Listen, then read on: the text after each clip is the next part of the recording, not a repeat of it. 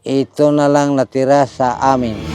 Ang matandang ito ay nag-viral sa mga post ng netizens. Tulala at walang magawa habang nasusunog ang sariling bahay. Paano kung ang lahat ng pinaghirapan mo ay mauwi sa abo? Paano ka makakatulog kung ganito ang itsura ng magiging higaan mo? Ito na lang ang natitira sa damit namin.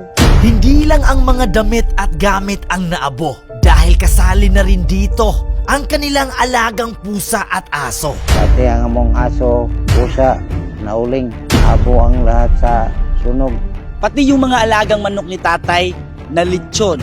Nagtamo rin ng sunog ang balat ng mga baboy ng kanilang kapitbahay.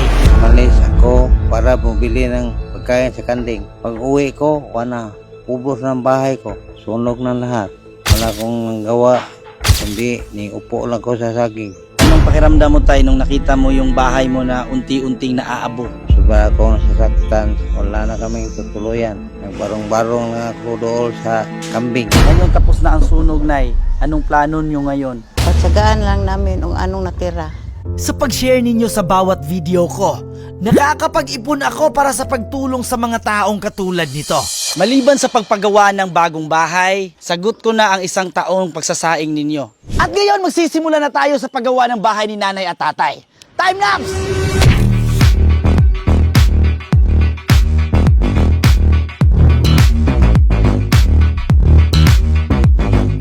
At isa pang challenge dito dahil itatayo namin ang bahay nila nanay at tatay sa loob ng 3 araw. Day 2. Hindi lang ang kanilang matutulugan ang aming pinagawa. Pinagawa rin namin ang naabo nilang palikuran at kusina. Welcome sa day 2 at nandito kami nagtatrabaho.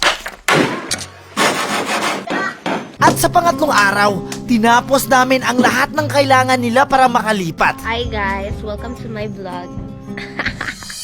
Alam nyo ba na may mas marami pa tayong pending na mga uploads? Magbibigay tayo ng 100 bisikleta at mga challenges na hindi ko pa na-edit. Pero inuna ko ito dahil alam ko na mas nangangailangan ito ng pansin. Halos lahat ng basic na kailangan nila nandito na. Nay, tay, eto na ang bago nyong bahay.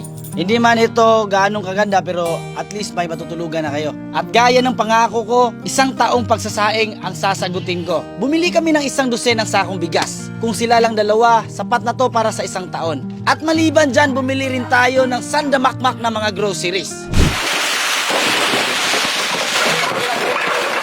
Dito na meron na kayong bagong butane, bagong mga kaldero, kawa, biskwit, marami pang biskwit sa loob.